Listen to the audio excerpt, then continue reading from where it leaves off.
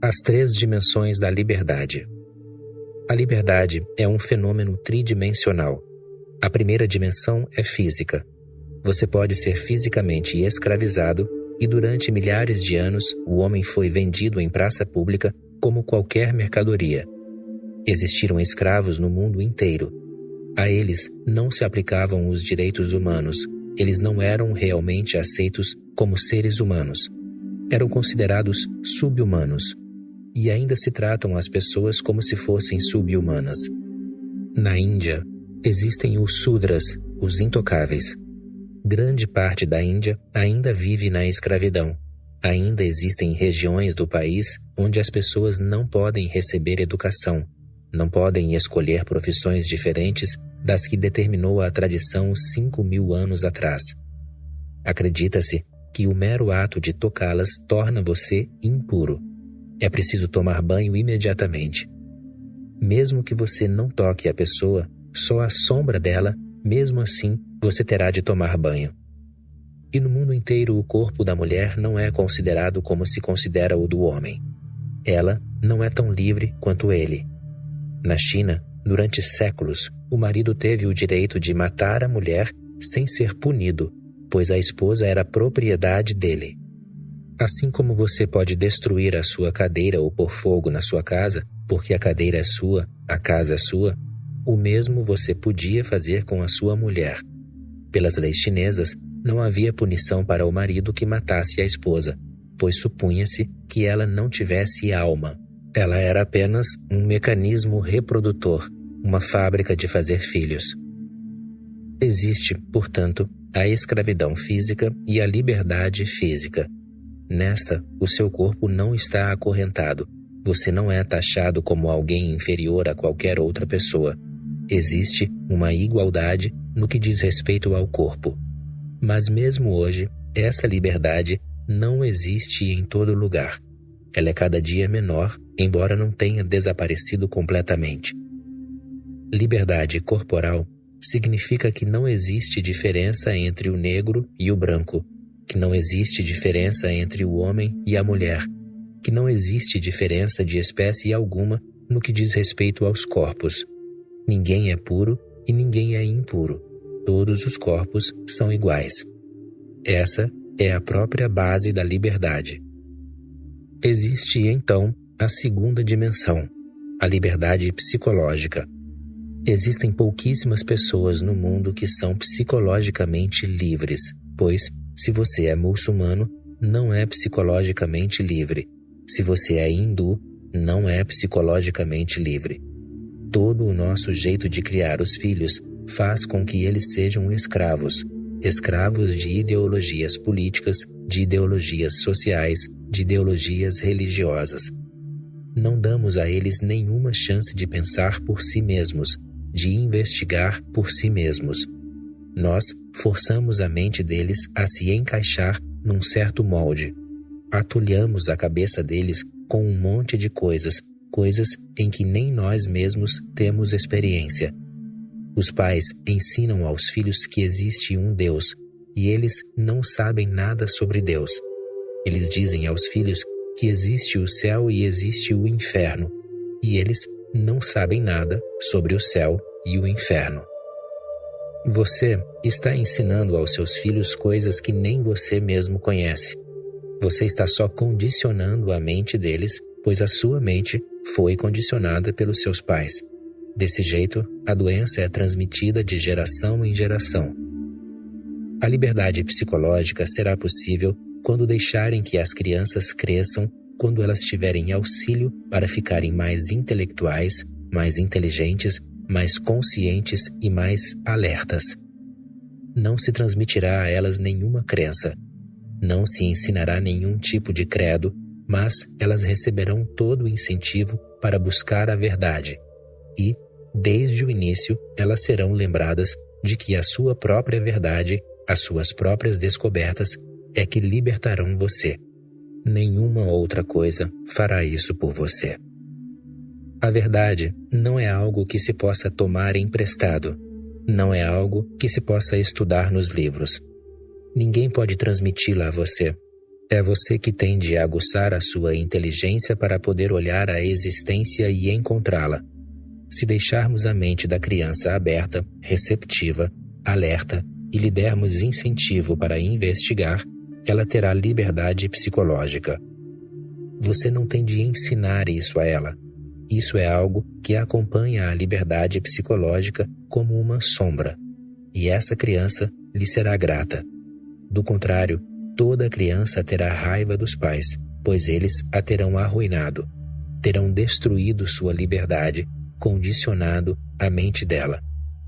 Antes que ela tenha formulado perguntas, eles já terão enchido a mente dela com respostas mentirosas, pois essas respostas não estarão baseadas na própria experiência da criança.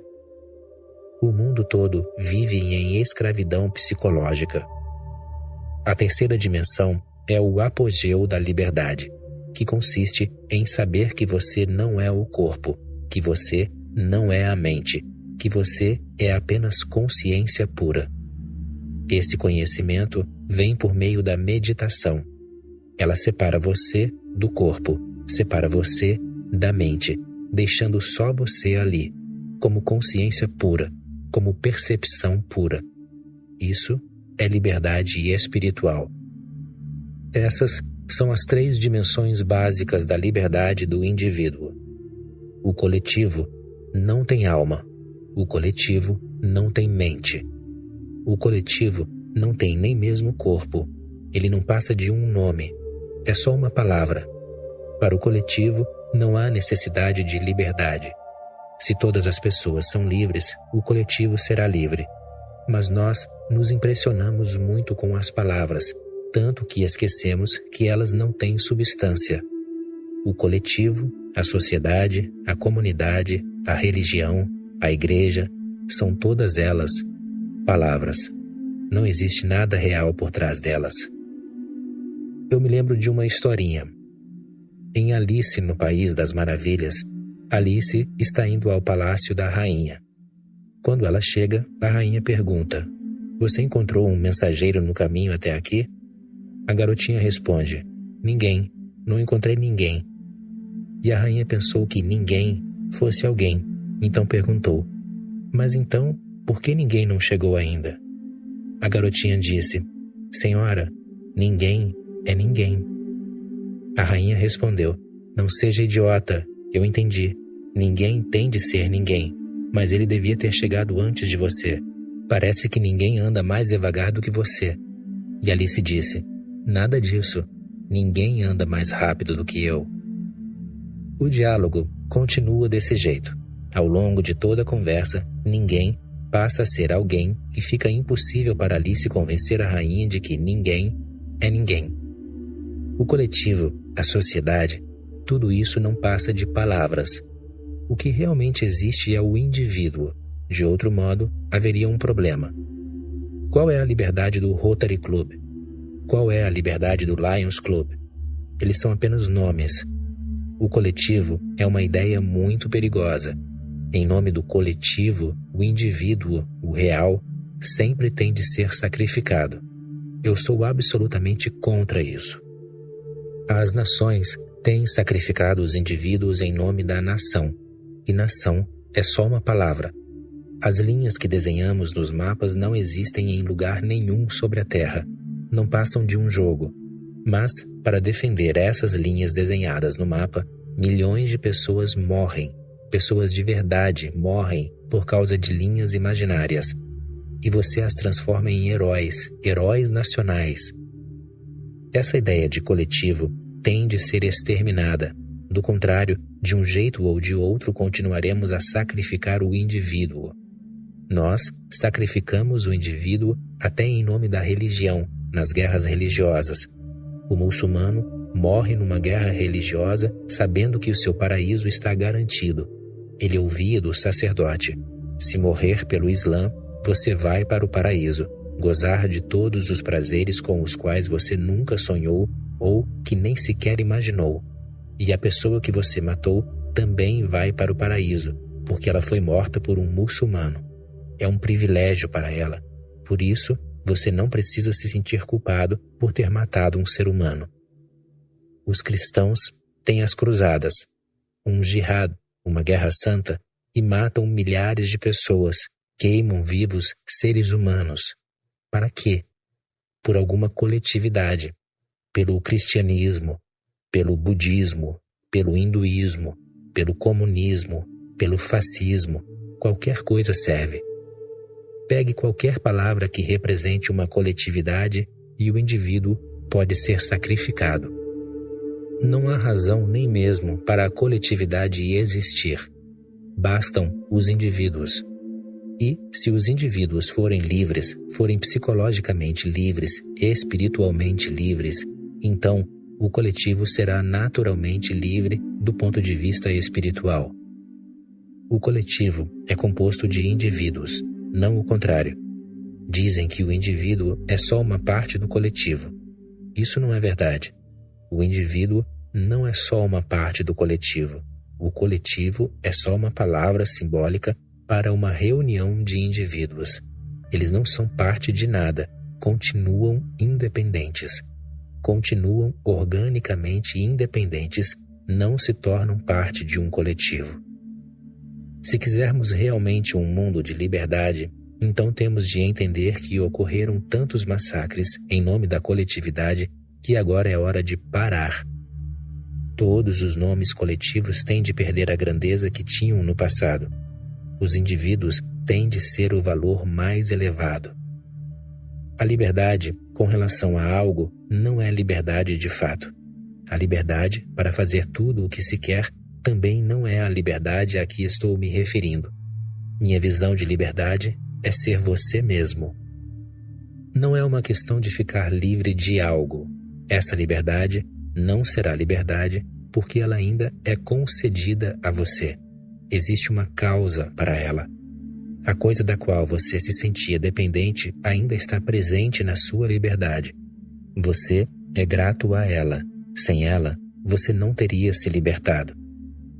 A liberdade para fazer tudo o que se quer também não é liberdade, pois o querer, o desejo de fazer alguma coisa, vem da mente, e a mente é o seu cativeiro.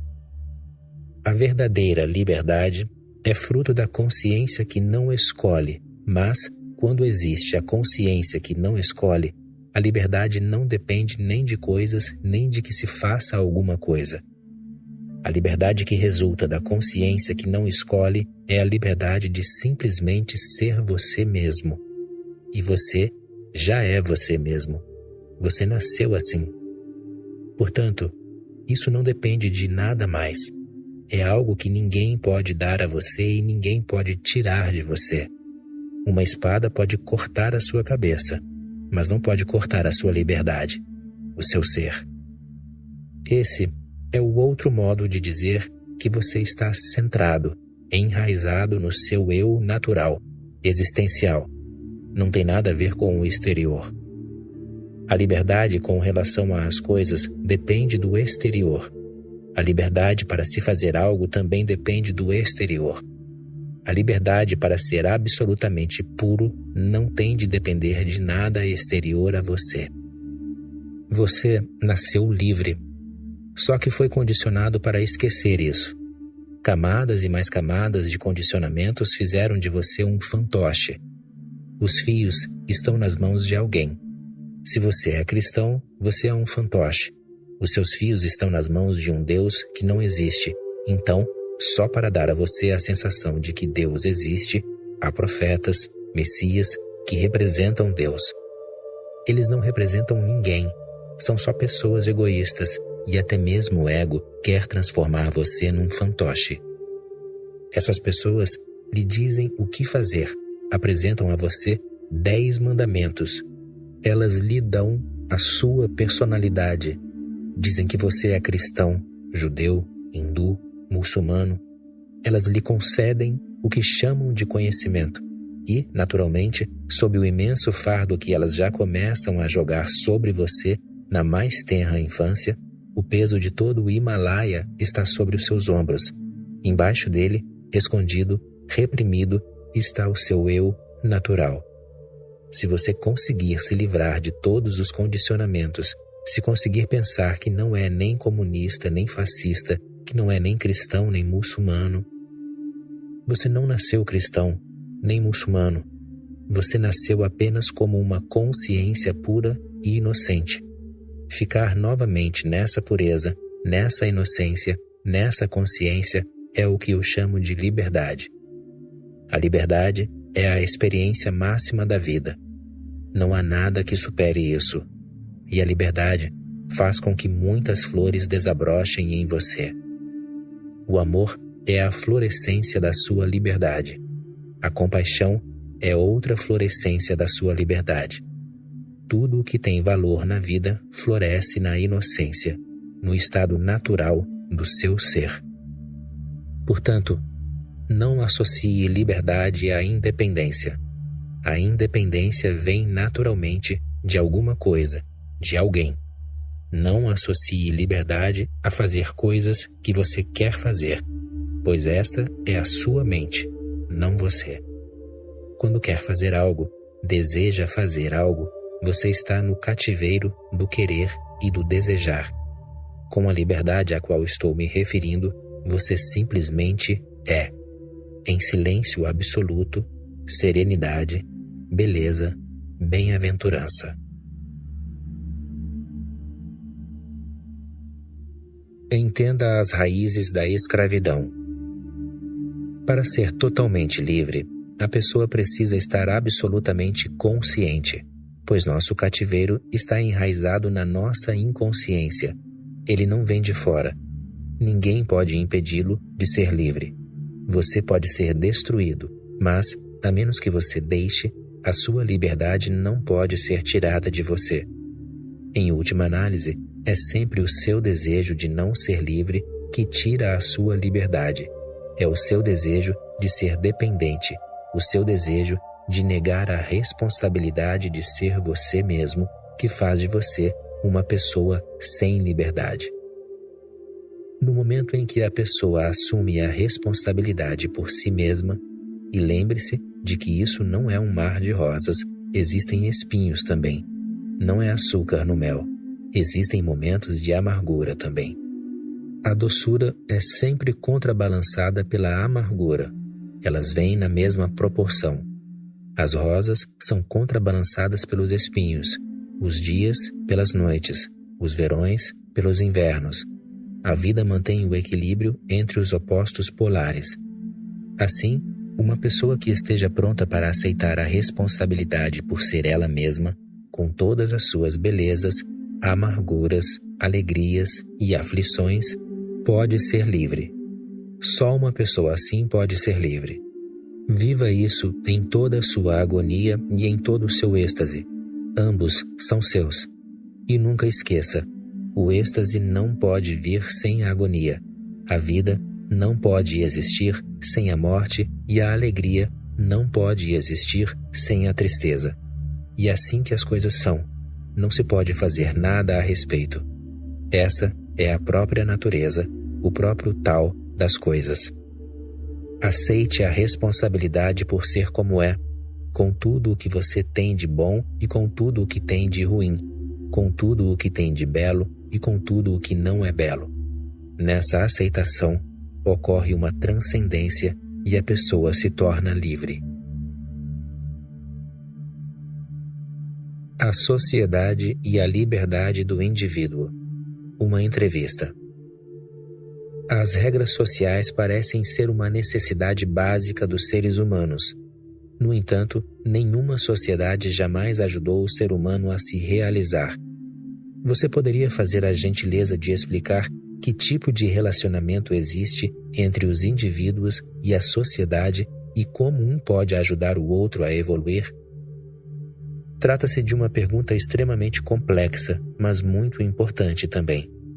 Na existência como um todo, só o ser humano precisa de regras, nenhum outro animal precisa. A primeira coisa que é preciso entender é o fato de que existe algo de artificial nas regras. O ser humano precisa de regras porque ele deixou de ser um animal, embora não tenha deixado de ser humano. Ele está num limbo. Essa é a necessidade de se ter regras.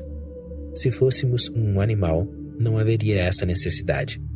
Os animais vivem perfeitamente bem sem regras, constituições, leis, tribunais. Se o ser humano se tornar realmente humano, não só no nome, mas na realidade, ele não precisará mais de regras. Muito poucas pessoas perceberam isso até agora.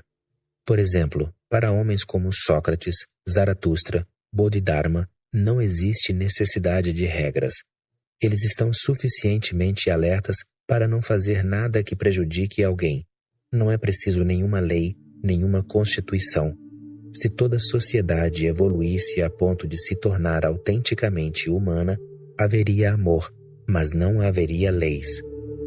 O problema é que o ser humano precisa de regras, de leis, de governos, de tribunais, de exércitos, de força policial, pois ele perdeu o comportamento natural de um animal e ainda não adquiriu uma nova posição natural outra vez.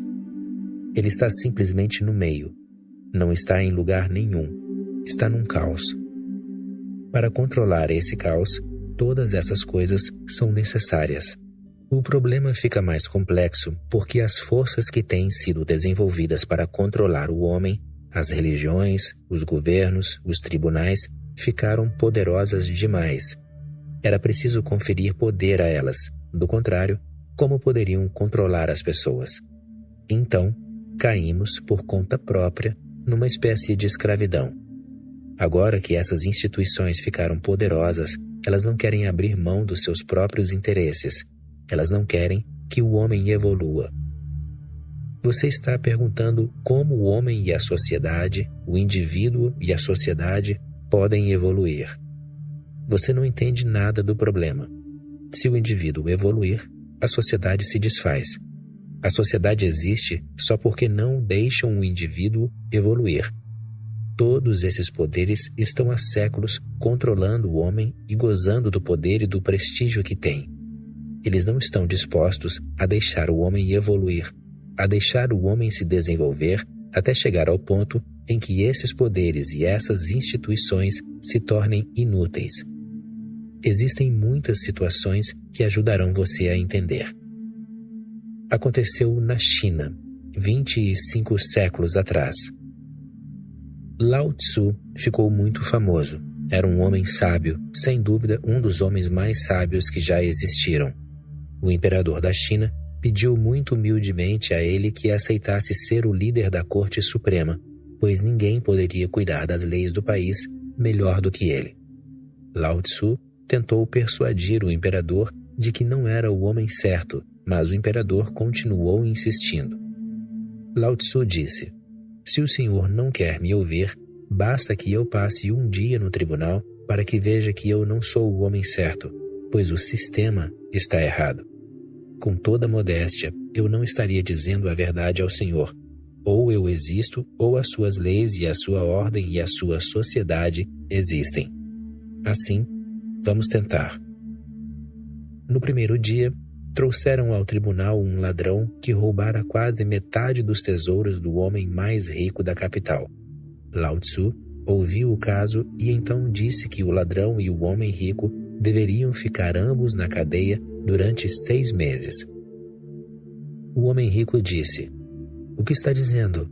Eu fui furtado, fui roubado. Que tipo de justiça é essa? Você está me mandando para a cadeia pelo mesmo tempo que o ladrão?" Lao Tzu disse: "Estou certamente sendo injusto com o ladrão. Você precisa ficar mais tempo na cadeia do que ele, pois você acumulou muito dinheiro para si mesmo, tirou o dinheiro de muitas pessoas. Milhares de pessoas são oprimidas e você acumula uma fortuna cada vez maior. Para quê? Sua própria ganância está produzindo esses ladrões. Você é o responsável. O primeiro crime é seu."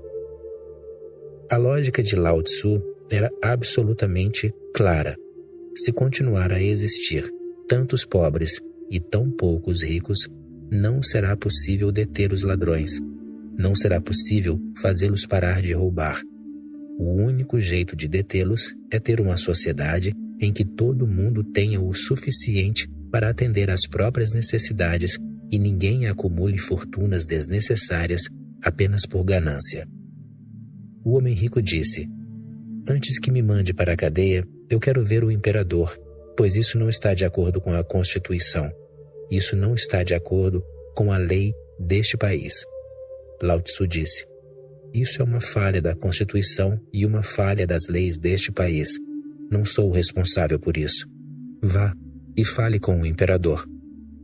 O homem rico disse ao imperador: ouça, este homem deve ser imediatamente deposto do seu cargo. Ele é perigoso. Hoje estou indo para a cadeia, amanhã será o senhor. Se quiser se salvar, este homem tem de ser afastado. Ele é absolutamente perigoso. E é também extremamente irracional. O que ele está dizendo está certo. Eu entendo. Mas ele destruirá a todos nós. O rei entendeu perfeitamente bem a situação. Se esse homem abastado é um criminoso, então eu sou o maior criminoso do país. Lao Tzu não hesitará em me mandar para a cadeia. Lao Tzu foi tirado do posto. Ele disse: eu tentei avisá-lo antes. Você está desperdiçando o meu tempo desnecessariamente. Eu disse que não era o homem certo. A realidade é que a sua sociedade, as suas leis e a sua Constituição não estão certas. Você precisa das pessoas erradas para levar adiante esse sistema completamente errado.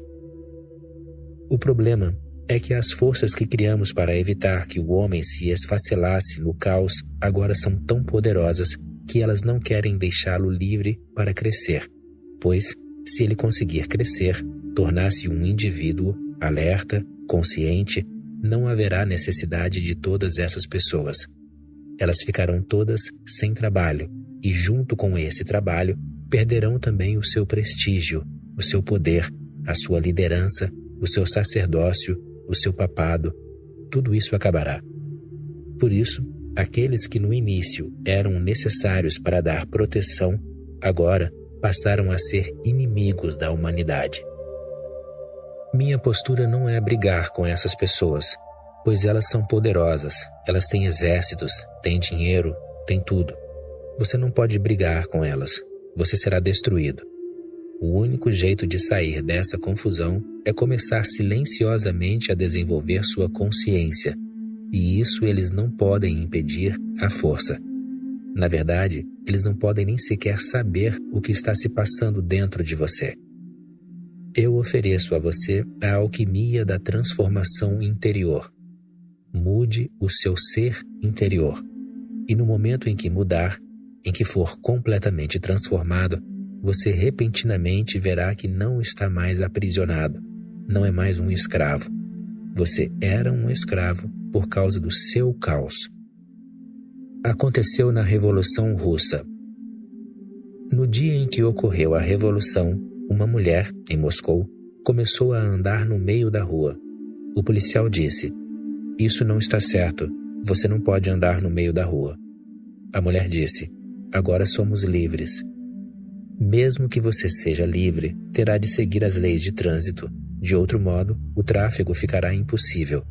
Se os carros e as pessoas andarem por onde quiserem, virarem onde quiserem, não respeitarem os faróis, as pessoas simplesmente se envolverão em acidentes, se matarão. Isso colocará o exército na rua para fazer com que as pessoas respeitem a lei e sigam pela direita ou pela esquerda, dependendo do que for correto no país. Mas ninguém pode andar no meio da rua.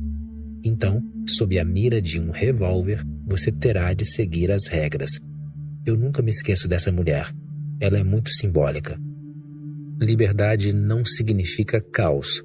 Liberdade significa mais responsabilidade. Tanta responsabilidade que ninguém precisa interferir na sua vida. Você não precisa ser incomodado. O governo não precisa interferir na sua vida. A polícia não precisa interferir na sua vida. As leis nada têm que ver com você. Você está simplesmente fora do mundo deles. Esse é o meu ponto de vista. Se você realmente quer transformar a humanidade, cada indivíduo precisa começar a crescer por si mesmo. E, na verdade, a multidão não precisa de crescimento.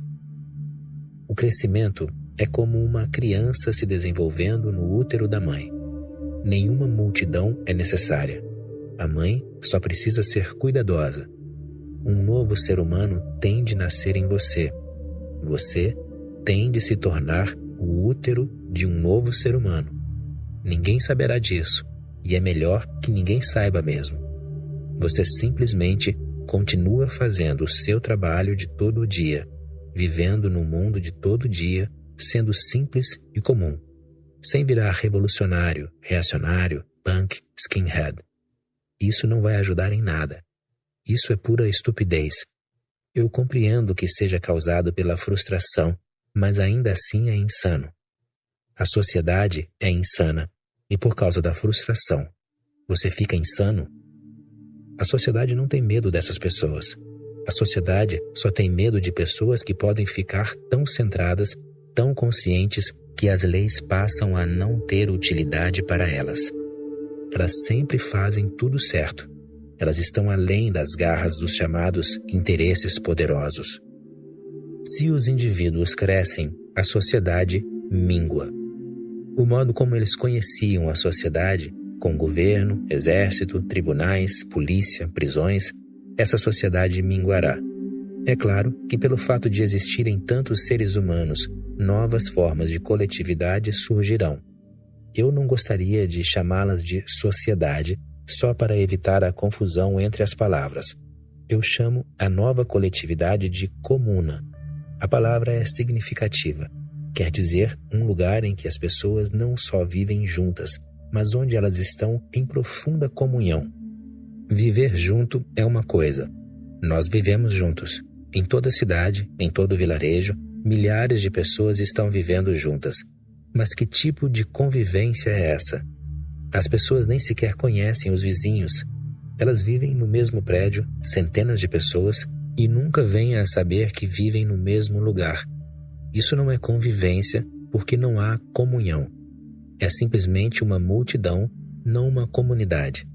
Assim, eu gostaria de substituir a palavra sociedade pela palavra comuna. A sociedade se apoia em certos princípios básicos. Você terá de eliminá-los, do contrário a sociedade não desaparecerá. A primeira e mais importante unidade da sociedade tem sido a família. Se a família continuar do jeito que é, a sociedade não pode desaparecer. A igreja não pode desaparecer. Assim, as religiões não podem desaparecer. Assim, não podemos criar um mundo, uma humanidade. Do ponto de vista psicológico, a família é obsoleta. Não que ela sempre tenha existido. Houve um tempo em que não havia família. As pessoas viviam em tribos. A família passou a existir por causa da propriedade particular. Havia pessoas poderosas que conseguiam acumular mais propriedades particulares do que outras e queriam que essas propriedades ficassem para os filhos. Até essa época, não havia essa questão de família. Homens e mulheres se uniam por amor. Não havia casamento ou família. Mas depois que a propriedade passou a existir, o homem ficou extremamente possessivo com relação à mulher. Ele passou a considerar a mulher como parte dos seus bens. Nas línguas da Índia, a mulher é, na verdade, chamada de propriedade. Na China, a mulher era a tal ponto considerada uma propriedade que se o marido matasse a esposa, não havia nenhuma lei que o punisse. Nenhum crime fora cometido. Você é absolutamente livre para destruir a sua propriedade. Você pode queimar a sua mobília, pode incendiar a sua casa. Não é crime, a casa é sua. Você pode matar a sua mulher. Com a propriedade particular, a mulher também passou a ser uma propriedade, e eram usados todos os artifícios para que o homem pudesse ter certeza absoluta de que a criança que a esposa dera à luz era mesmo dele. Ora, esse é um problema diferente. O pai nunca consegue ter certeza absoluta, só a mulher sabe. Mas o pai criava todo tipo de barreira contra a livre circulação da mulher, de modo que ela não pudesse entrar em contato com outro homem. Todas as possibilidades e todas as portas eram fechadas. Não é uma coincidência o fato de que só as mulheres idosas vão às igrejas e aos templos, pois durante séculos esse era o único lugar em que elas tinham permissão de ir, sabendo perfeitamente bem que a igreja protege a família. A igreja está perfeitamente ciente de que o fim da família é também o fim da igreja. E a igreja, evidentemente, é o último lugar em que um caso romântico pode acontecer. Elas têm tomado todas as precauções, e o padre tem de ser celibatário. São garantias.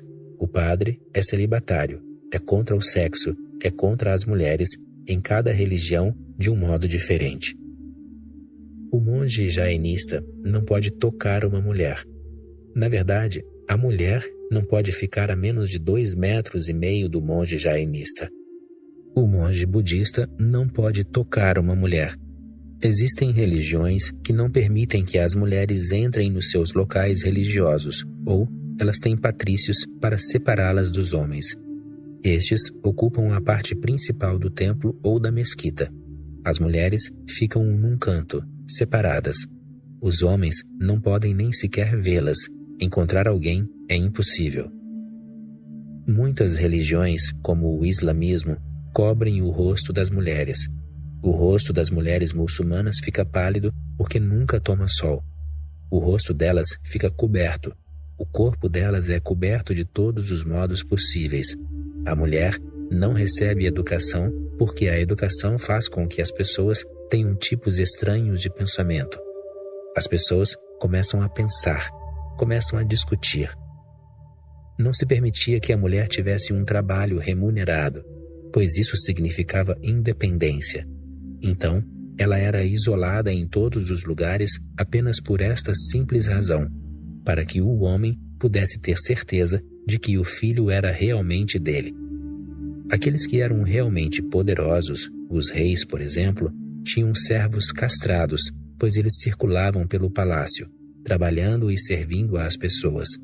Eles tinham de ser castrados, do contrário, havia perigo. Havia perigo porque todos os imperadores tinham centenas de esposas, muitas que ele nem sequer via. Naturalmente, elas podiam se apaixonar por alguém, mas só se permitiam homens castrados no palácio. Portanto, mesmo que as mulheres se apaixonassem, elas não poderiam ter filhos. Isso era o principal. A família tem de desaparecer e dar lugar à comuna. A comuna significa que reunimos todas as nossas energias, todo o nosso dinheiro, todas as coisas num fundo comunitário que fica sob a guarda de todas as pessoas. As crianças pertencem à comuna. Assim, não existe a questão da herança individual.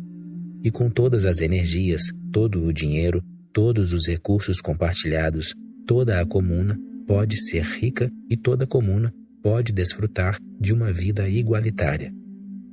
Depois que os indivíduos estiverem crescendo e todas as comunidades estiverem crescendo lado a lado, a sociedade desaparecerá, e com a sociedade, todos os males que a sociedade criou.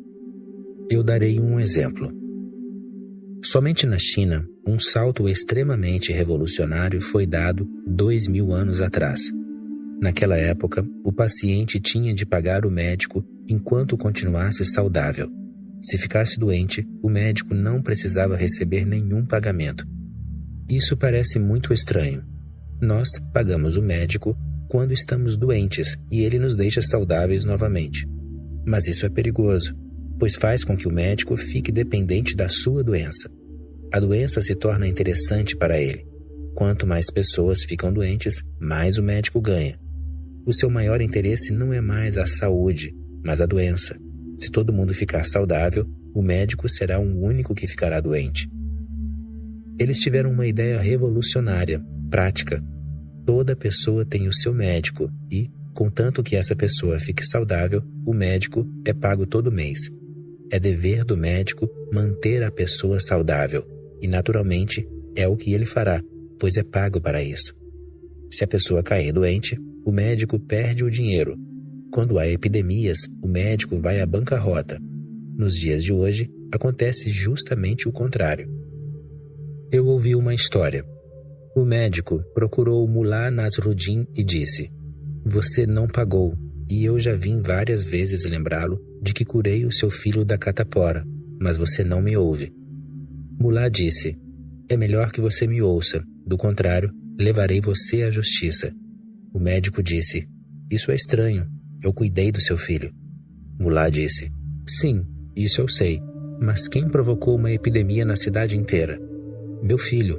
Portanto, todo o dinheiro que você ganhou, você tem de dividir comigo." Ele estava certo. O filho dele tinha feito um belo trabalho e desde aquele dia, o médico não voltou mais para reclamar o dinheiro. O argumento de Mullah estava correto. O médico tinha ganho muito com a epidemia. Mas esse é um sistema muito errado. A comuna tem de pagar o médico para que a mantenha saudável e, se alguém fica doente na comuna, o salário do médico é cortado. Assim, a saúde é o negócio do médico, não a doença. E dá para ver a diferença. No Ocidente, o negócio do médico chama-se medicina, que está relacionada à doença. No Oriente, ela é chamada Ayurveda, que significa a ciência da vida, não da doença. O principal negócio do médico deveria consistir em fazer com que as pessoas tivessem uma vida mais longa, mais saudável e plena, e ele deveria ser pago por isso. Assim, cada comuna conseguiria pagar com facilidade o médico, o encanador, o engenheiro, qualquer serviço necessário. Essa é a responsabilidade da comuna e as pessoas que prestam serviço a ela deveriam fazer revezamento para que nenhum centro de poder voltasse a surgir. A comissão administrativa da comuna deveria passar por um revezamento também. Todo ano, novas pessoas entrariam nessa comissão e os membros antigos sairiam, de tal modo que ninguém se viciasse no poder. O poder é a pior droga na qual alguém pode se viciar. Ele precisa ser concedido, mas em pequenas doses e não por muito tempo. Deixe o indivíduo e a comuna crescerem. Mas, por ora, esqueça tudo sobre a sociedade. Não brigue com ela. Não há nada a fazer a respeito. Deixe a sociedade continuar como está. Se ela quiser substituir, terá de mudar a forma como é, sua estrutura. Se quiser ser extinta, deixe-a se extinguir. Isso não fará mal nenhum. O mundo está superpovoado. Ele precisa apenas de 1/4 da sua população. Portanto, as velhas cabeças putrefatas, que não podem conceber nada de novo, que são absolutamente cegas e não conseguem ver que o que estão fazendo é prejudicial e venenoso, se elas decidirem morrer, deixemos que morram silenciosamente. Não vamos incomodá-las. Eu não ensino você a ser revolucionário. Quero que seja um transformador muito silencioso, quase secreto, porque todas as revoluções fracassaram. Ora, o único caminho possível é fazê-la de modo tão silencioso e pacífico que ela possa acontecer. Existem coisas que só acontecem no silêncio. Por exemplo, se gosta de árvores, você não pode tirar a muda da terra todos os dias para examinar as raízes, senão você a matará. Essas raízes têm de ficar enterradas. Silenciosamente, elas continuam a fazer o trabalho delas.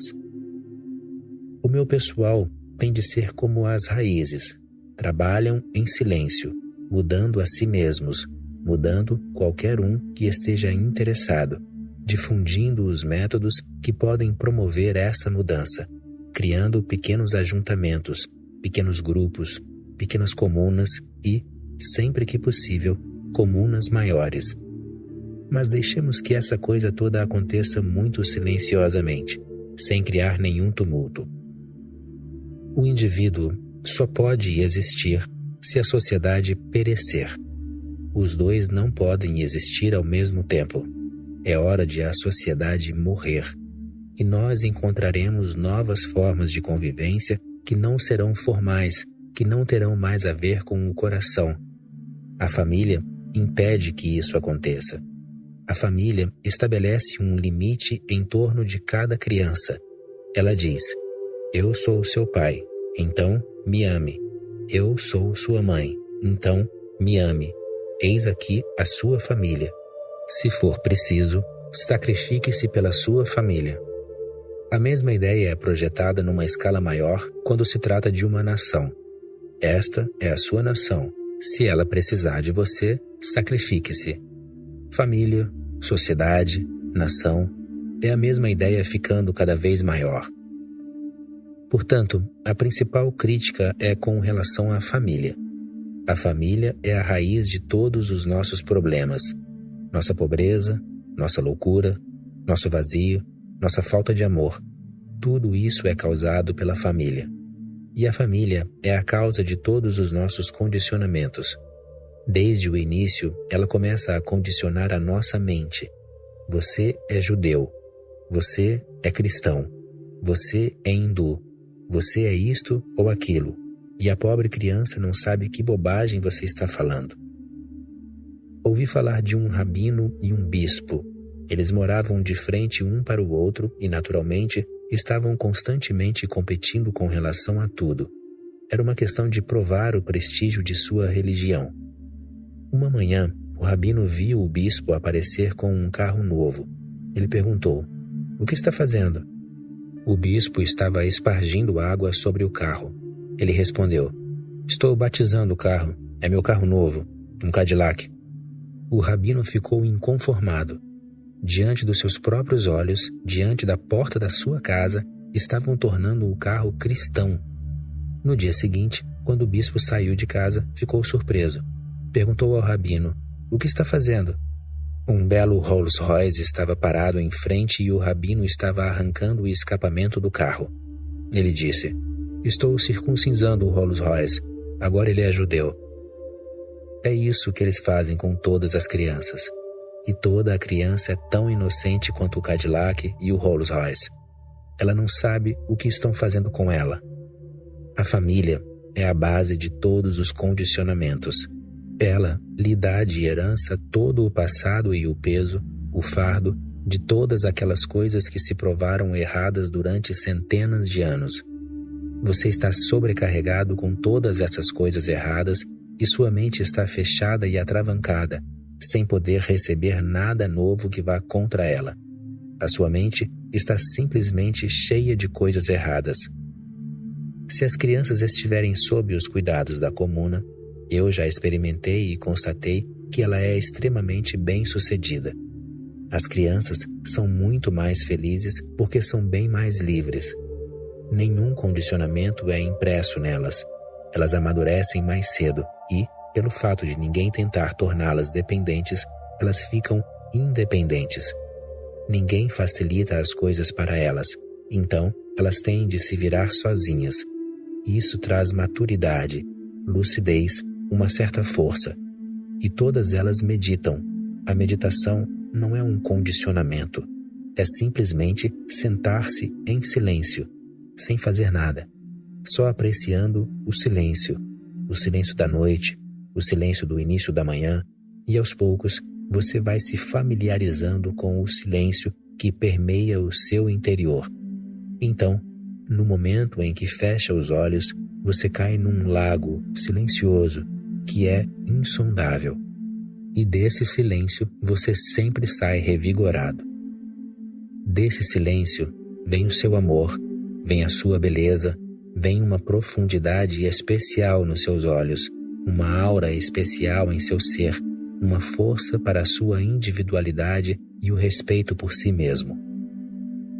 Liberdade individual e autoridade de um lado, e autoritarismo e ditadura do outro, impulsionam a vida do homem e as suas inspirações. Por favor, comente sobre isso. Trata-se do mesmo problema, da mesma pergunta formulada de modo diferente. A sociedade é autoritária. A igreja é autoritária. O sistema educacional é autoritário. Todos eles dizem: tudo o que dizemos está certo e você não precisa questionar nada. Basta que nos siga. E existem problemas. No sistema educacional, por exemplo, eu fui aluno, fui professor e sei que na maior parte da vida a pessoa é maltratada por pessoas autoritárias nas escolas, nas faculdades e nas universidades. Eu fui escorraçado por muitos colegas pelo simples fato de não aceitar nenhum autoritarismo. Eu dizia: se você provar, estou pronto para aceitar o que diz. Se não provar, sem me dar os argumentos certos, sem expor a coisa de modo racional, eu não vou aceitar o que diz. E eu brigava por tudo, porque em todas as matérias os professores simplesmente faziam preleções. Os alunos tomavam nota porque só era preciso que repetissem, nas provas, o que o professor dizia na sala de aula. E quanto melhor a pessoa repetisse, exatamente como um papagaio, maior era o mérito dela. Mas esses professores tinham dificuldade para provar até mesmo as coisas mais insignificantes, e isso era embaraçoso para eles. Todo dia havia um ponto em discussão. Bastava que dissessem alguma coisa para eu já me levantar, e eu fazia perguntas relevantes. Com base em quê? Por exemplo, um dos meus professores que ensinava religiões afirmou que o Vedas, as santas escrituras hindus, tinham sido escritas por Deus. Eu tive de me levantar. Eu discordo. Em primeiro lugar, você não pode provar a existência de Deus. Em segundo lugar, você está dizendo agora que esses livros, que estão cheios de tolices, foram escritos por Deus. Você um dia já estudou os Vedas? Eu perguntei a ele. Você já os leu da primeira página à última? Existem 4 Vedas. São livros enormes. Eu tenho todos os 4 comigo e posso abrir uma página ao acaso e ler. E deixe que toda a classe decida se de fato se trata de uma afirmação que Deus escreveria. Os Vedas estão cheios de orações. Ora, Deus não pode rezar. Para quem ele rezaria? E orações por coisas tão idiotas que é simplesmente ridículo dizer que elas foram escritas por Deus. Um Brahmane está rezando. Eu nunca deixo de cumprir os rituais. Vivo de acordo com as escrituras e o Senhor ainda não me deu um filho. Conceda-me um filho. Essa será a prova de que as minhas orações são ouvidas. Eu perguntei a ele: como Deus pode ter escrito essa passagem? Ela foi escrita por alguém que se dirige a Deus, mas não pode ter sido escrita pelo próprio Deus. E se essa é a situação de Deus, esse pobre camarada não deveria ser incomodado. Deus está pedindo um filho para alguém. Então, por que não podemos recorrer à mesma fonte? Por que deveríamos incomodar esse pobre camarada? A única resposta dos professores, no final das contas, era dizer que todos os colegas me rejeitariam. O diretor dizia: sentimos muito, sabemos que está certo, mas temos de dirigir a faculdade. Você destruirá toda a instituição. Os professores estão ameaçando se demitir. Os alunos reclamam que você não deixa que os professores ensinem, pois, todo dia, basta uma pequena questão para que percam a aula inteira. 8 meses já se passaram e o curso não acabará daqui a 2 meses se a coisa continuar desse jeito. Os alunos têm de vir aqui para passar nas provas. Eles não estão interessados na verdade, não estão interessados na veracidade de nenhuma declaração. A única razão de estarem aqui é conseguir um diploma. E você é um sujeito estranho, não parece estar interessado em diplomas. Eu dizia: não estou mesmo interessado em diplomas. O que eu faria com diplomas conferidos por essas pessoas que não sabem nada? Eu não consigo pensar nessas pessoas como os meus examinadores. No dia em que você me der o diploma, eu o rasgarei no mesmo instante diante de você, pois essas pessoas não conseguem responder às perguntas mais simples. Mas todo o sistema funciona assim. Quando eu mesmo me tornei professor, tive de inventar um esquema. O esquema era o seguinte: em cada aula de 40 minutos, durante 20 minutos eu seguia o roteiro do curso e, nos outros 20, eu o criticava. Os meus alunos diziam: vamos ficar loucos. Eu dizia: isso é problema de vocês. Acontece que eu não posso deixar de criticar essas afirmações. Vocês podem escolher. Quando chegarem às provas, vocês podem escolher o que preferem escrever. Se quiserem ser reprovados, escolham a minha parte da aula. Se quiserem passar, optem pela primeira parte. Estou deixando tudo bem claro, não estou enganando ninguém. Mas eu não posso enganar vocês ensinando-lhes algo que acho totalmente errado. O vice-reitor teve finalmente de me telefonar e então me disse: esse é um modo estranho de ensinar. Tenho recebido relatos todos os dias de que numa metade da aula você segue o roteiro do curso e na outra você apresenta os seus argumentos que vão totalmente contra o que ensinou. Então, os alunos saem da classe tão vazios quanto entraram. Na verdade, mais confusos ainda. Eu disse: não estou preocupado com ninguém. O que fizeram comigo durante todos os anos em que fui aluno? Fui rejeitado por todos os colegas. Você pode vir um dia e ver se estou cometendo alguma injustiça com o curso recomendado. Quando eu sigo o roteiro, faço o máximo possível para torná-lo claro. Ele veio um dia assistir a aula e, depois de 20 minutos, disse: foi realmente ótimo. Eu também fui um dia aluno do curso de filosofia, mas nunca ninguém me falou sobre isso dessa forma. Eu disse: essa é só metade da história. Aguarde um momento, pois agora vou refutar tudo, ponto por ponto. E depois que eu refutei tudo, ele disse: meu Deus, agora posso entender por que esses pobres alunos estão me procurando. Você não pode ser professor neste tipo de estrutura educacional. Sei que o que está dizendo é absolutamente correto, mas esse sistema não forma pessoas inteligentes. Este sistema só forma pessoas de boa memória, e é isso que é necessário. Precisamos de escriturários, precisamos de burocratas, e nesses empregos não é preciso inteligência, é preciso boa memória. Eu disse: em outras palavras, vocês precisam de computadores, não de seres humanos. Se é esse o seu sistema educacional, então cedo ou tarde vocês irão substituir os seres humanos por computadores. E é isso o que eles estão fazendo. Em todo lugar, estão acabando com cargos importantes e substituindo por computadores, pois os computadores são mais confiáveis. Eles só têm memória, não têm inteligência. O ser humano tem uma certa inteligência, embora reprimida. O homem que jogou bombas atômicas em Hiroshima e Nagasaki, se fosse um computador, não haveria dúvida. No mesmo instante, exatamente no mesmo ponto, a bomba teria sido jogada e ele voltaria. Teria sido um ato simplesmente mecânico.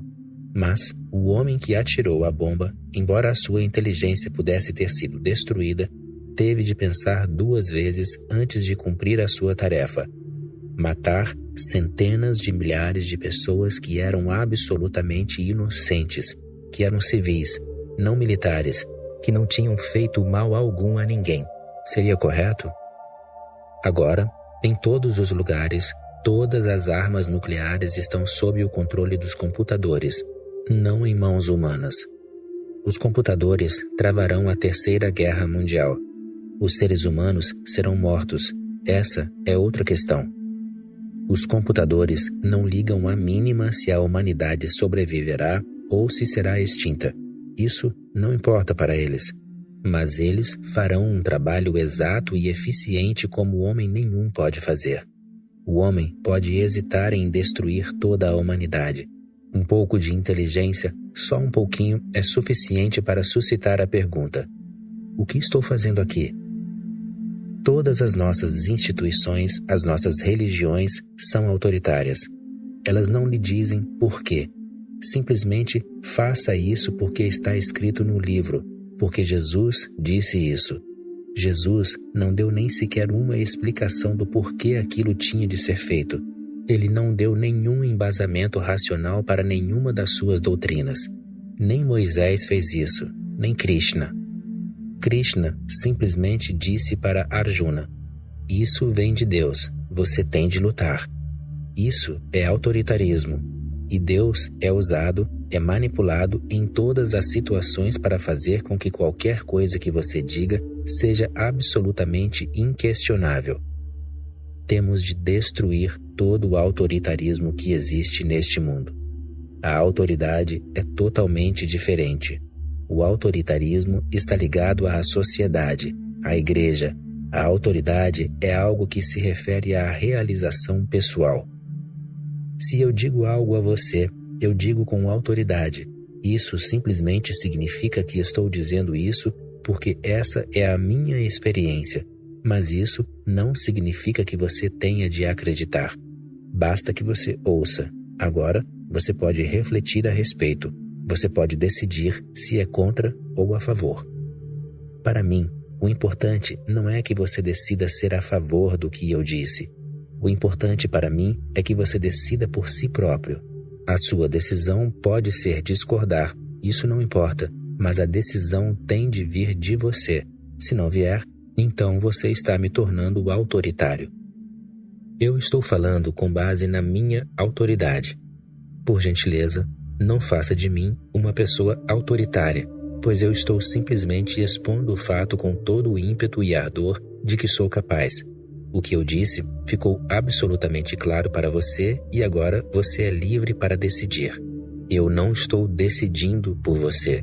Não estou pedindo para que tenha fé em mim ou para que acredite em mim. Estou simplesmente pedindo. Dê-me uma pequena chance. Pense no que estou dizendo e eu ficarei grato se você pensar a respeito. É o que basta. O fato de pensar aguçará a sua inteligência e eu confio na sua inteligência. Se você pensar e a sua inteligência ficar mais aguçada, eu saberei que qualquer coisa que você conclua estará certa. E mesmo que você chegue à conclusão errada às vezes, não importa. A pessoa tem de cair muitas vezes e se pôr novamente de pé. Assim é a vida. Ela tem de cometer erros e aprender com eles e transformar todo o obstáculo num degrau. Mas, quanto a mim, não existe essa questão de crença ou fé. Com a liberdade individual, o autoritarismo acaba e surge algo novo, a autoridade. Todo indivíduo é capaz de ter as suas próprias experiências. Então, ele tem autoridade. Então, ele pode dizer: eu percebi, eu experimentei, eu apreciei, eu dancei. E não é uma questão de repetir o que está registrado em alguma escritura. Estou simplesmente abrindo meu coração para você. A autoridade faz parte da experiência. O autoritarismo pertence a outra pessoa, não a você. Por isso, ele gera escravidão, não liberdade. E para mim, liberdade é o valor supremo, pois só com liberdade você pode desabrochar e desabrochar até realizar todo o seu potencial.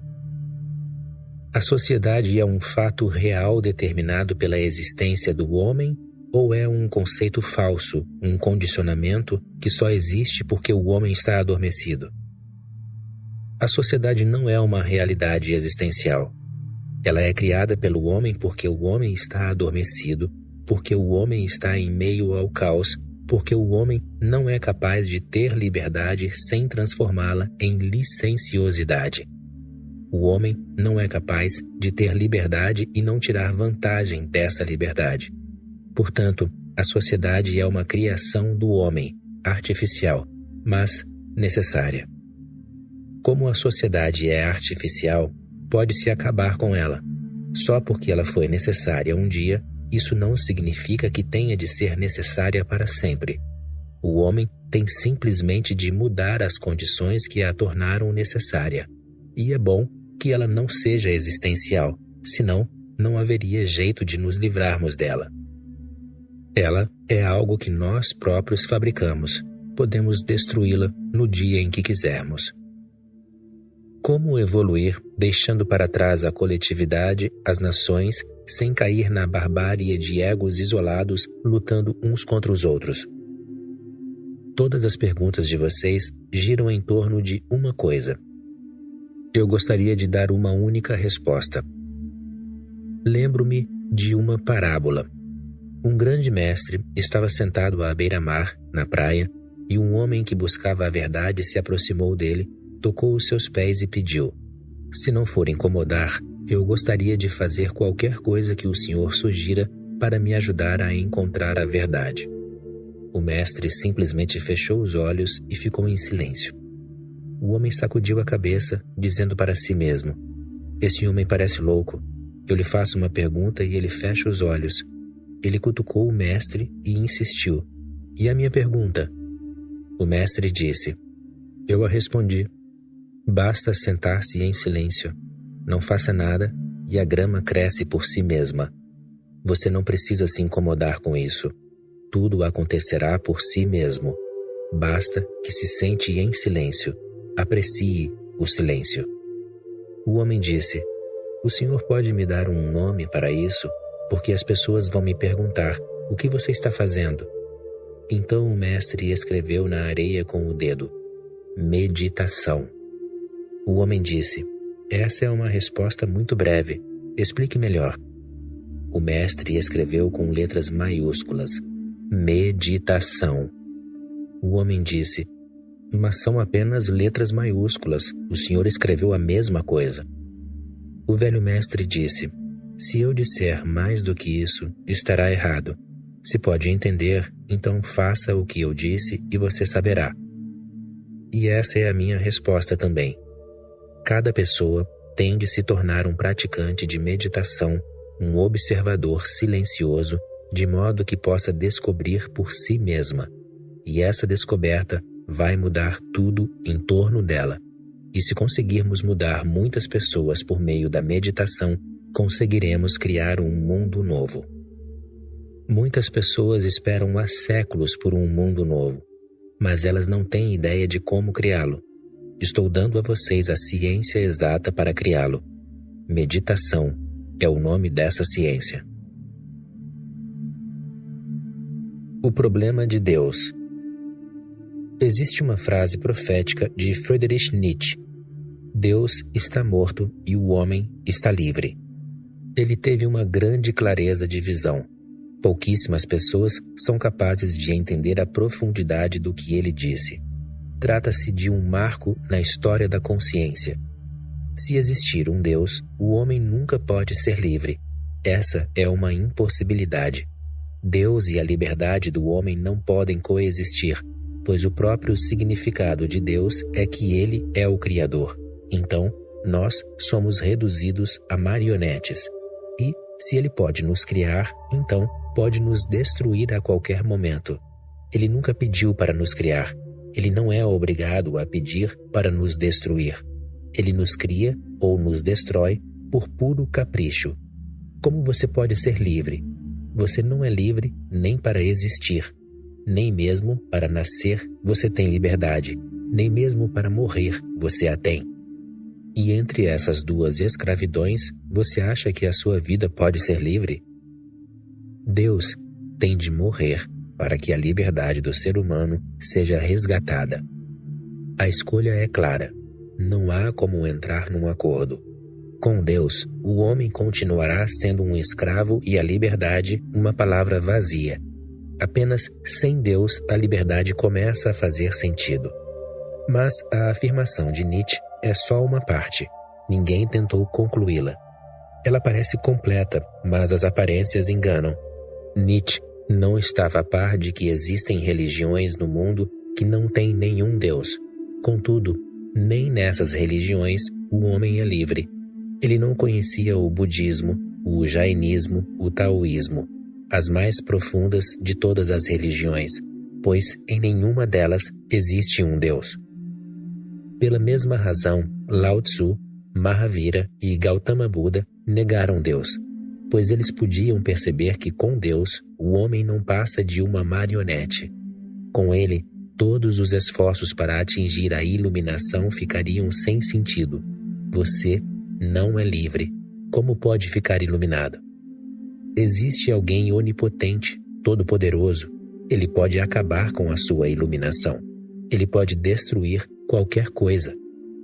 Mas Nietzsche não se deu conta de que existem religiões destituídas de um Deus. Durante milhares de anos, existiram pessoas que compreenderam que a existência de Deus é a maior barreira para a liberdade do homem. Elas eliminaram Deus. Mesmo assim, o homem não é livre. O que estou querendo que você entenda é que o mero fato de Deus estar morto não é suficiente para tornar o homem livre. Você terá de fazer com que mais uma coisa morra: a religião. É por isso que eu digo que a religião também tem de morrer. Ela tem de ir pelo mesmo caminho de Deus. E temos de criar uma religiosidade destituída de Deus e de religião, que não tenha ninguém lá em cima que seja mais poderoso do que você, e nenhuma religião organizada para criar diferentes tipos de prisão: cristãs, muçulmanas, hindus, budistas. Belas prisões. Com Deus e a religião mortos, uma outra coisa morre automaticamente: o sacerdócio, o líder, as diferentes formas de líder religioso. Ele passa a não ter função. Não existe nenhuma religião organizada em que ele possa ser um papa, ou um Shankaracharya, ou um Ayatollah. Ele não tem nenhum Deus a quem representar. A sua função deixa de existir. Buda, Mahavira, Lao Tzu descartaram Deus assim como Friedrich Nietzsche, sem saber, sem perceber que se a religião continuar existindo mesmo sem Deus, o sacerdote arranjará um jeito de manter o homem na servidão, e ele tem de fazer isso. Por isso, para completar a descoberta de Friedrich Nietzsche, a religião tem de morrer. Não há razão para existir uma religião organizada caso não exista nenhum Deus. Para quem a religião organizada vai existir? As igrejas, os templos, as mesquitas, as sinagogas têm de desaparecer. E com isso, os rabinos e os bispos e todos os tipos de líderes religiosos ficam simplesmente sem trabalho, passam a ser inúteis. Mas uma tremenda revolução acontece. O homem passa a ser absolutamente livre. Antes que eu possa comentar a respeito das implicações dessa liberdade, você tem de entender. Se a descoberta de Friedrich Nietzsche estiver completa, então, que tipo de liberdade os seres humanos poderão ter? Deus está morto. O homem está livre. Livre para quê? A liberdade dele será como a de qualquer outro animal. Não é correto chamar isso de liberdade. É licenciosidade. Não é liberdade porque não traz consigo nenhuma responsabilidade, nenhuma consciência. Não ajudará o homem a se elevar, a ser algo superior ao que ele é na sua escravidão. A menos que a liberdade leve você a ficar acima do que você era na escravidão, ela não tem sentido. É impossível que a sua liberdade possa levá-lo abaixo da sua escravidão, pois a escravidão tem uma certa disciplina, tem uma certa moralidade, tem certos princípios.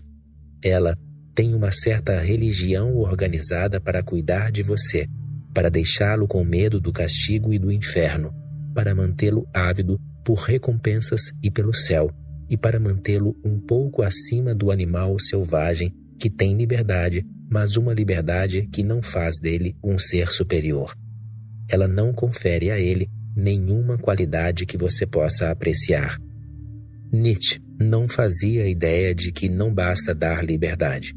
Além de não bastar, é perigoso. Pode reduzir o homem à animalidade. Em nome da liberdade, ele pode se perder e deixar de alcançar estados de consciência mais elevados. Quando digo que Deus está morto, quero dizer que a religião como um corpo organizado está morta. O homem fica livre para ser ele mesmo. Pela primeira vez, ele fica livre para explorar o âmago do seu ser sem nenhum impedimento. Ele fica livre para mergulhar nas profundezas do seu ser, voar até as alturas da sua consciência. Não há ninguém para atrapalhá-lo. A sua liberdade é completa. Mas essa liberdade só é possível se, com Deus passando a não existir mais, a religião passando a não existir mais, a liderança religiosa passando a não existir mais, pudermos salvar algo que eu chamo a qualidade da religiosidade, de modo que só essa religiosidade esteja viva. E a religiosidade está em perfeita harmonia com a liberdade humana. Ela promove o crescimento humano. Quando me refiro à religiosidade, quero dizer que o homem, do jeito que é, não basta. Ele pode ser mais, pode ser muito mais. Seja o que for, ele é apenas uma semente. Ele não sabe o potencial que carrega dentro de si. A religiosidade simplesmente significa um desafio para crescer, um desafio para que a semente chegue ao auge da sua expressão, para que ela exploda em milhares de flores e libere a fragrância que estava escondida dentro dela. Essa fragrância eu chamo de religiosidade. Ela não tem nada a ver com as chamadas religiões, não tem nada a ver com Deus, não tem nada a ver com o sacerdócio. Ela tem algo a ver com você e com as suas possibilidades de crescimento. A ideia de sina e de destino. Não existe nem sina, nem destino. Você está apenas tentando jogar a sua responsabilidade sobre algo que não existe. E, como não existe, não pode reagir contra você. Não pode dizer, por favor, não jogue a responsabilidade em mim. Deus é silencioso. Você pode jogar qualquer coisa nas costas dele. Não há nenhuma resistência porque não há ninguém para resistir. Com a sina acontece o mesmo. Você falha no amor, falha em outras questões. Dói o fato de você ter falhado. Você precisa de algum tipo de unguento para o seu coração ferido. A sina é um belo unguento e é de graça. Você não precisa pagar por ele. Você pode dizer, o que posso fazer? É o destino. Sucesso ou fracasso, riqueza ou pobreza, doença ou saúde, vida ou morte, tudo está nas mãos de um poder desconhecido chamado destino. Eu estou fazendo o melhor que posso, mesmo assim continuo não conseguindo. Estou seguindo todos os princípios morais que me recomendaram, mesmo assim sou pobre. Vejo todos os tipos de pessoas imorais ficando ricas, subindo cada vez mais, ficando famosas. É o destino. Isso lhe dá conforto. Dá a você conforto por não estar alcançando os seus objetivos. Isso também lhe dá o conforto de saber que, se os outros conseguiram, não há nada de mais nisso. Foi só porque o destino quis assim. Por um lado, você não precisa se sentir inferior. Por outro, a sua inveja gosta da ideia de que a pessoa bem-sucedida é bem-sucedida porque o destino quis assim. Não tem nada a ver com a pessoa. Ela não é superior a mim. Deus, fé, destino, tudo se encaixa na mesma categoria. Você jogando a sua responsabilidade sobre algo que não existe. Se Deus existisse, ele não ficaria em silêncio. Estou sempre dizendo que ele não existe. Se ele existisse, esta era a hora. Ele deveria surgir e anunciar. Estou aqui, por que você não para de dizer que eu não existo? Mas ele nunca surgirá. Sempre existiram pessoas que negaram a existência de Deus, mas ele nunca fez nenhum esforço para provar o contrário. Coisas simples. Edmund Burke, um dos filósofos mais famosos do Ocidente, pôs-se de pé numa igreja e disse ao padre: "Este é o meu relógio. Se Deus existe, não quero uma grande prova, só uma prova muito simples. Meu relógio deve parar agora. Você reza, a sua congregação pode rezar, vocês podem fazer qualquer coisa que quiserem. Convença Deus a parar o meu relógio, e isso será suficiente para me converter." Eles rezaram. Era uma questão de honra para toda a cristandade, um único homem desafiando Deus. E ele não estava pedindo um grande milagre, só um milagrezinho. Faça com que o meu relógio pare. E Deus não conseguiu fazer isso. Edmund Burke provou que Deus não existe, usando um argumento e tanto, embora simples, claro, relevante. Pelo mundo todo, as pessoas continuam jogando qualquer coisa de que queiram se livrar nas costas de Deus, da sina, do destino. Esses são apenas nomes diferentes de coisas não existenciais. Você certamente não pode jogar o seu lixo sobre alguém que de fato existe. Paciência tem limite. Experimente jogar lixo na casa do seu vizinho. No primeiro dia, talvez ele não diga nada. Talvez ele espere uns 2 dias. Mas quanto mais do que isso? Cedo ou tarde, ele vai agarrar você pelo colarinho e lhe provar: eu existo. Você não pode jogar lixo no meu quintal. Mas, se não houver ninguém na casa, você pode continuar jogando lixo no quintal pelo tempo que quiser. Ninguém o impedirá. Ninguém sairá um dia para dizer: qual é o problema? Você não tem nenhum senso de decência? Deus, sina, destino. Essas são palavras enganosas, balelas, nada mais do que isso. Deixe-as de lado, porque isso fará de você um indivíduo absolutamente responsável pelos próprios atos.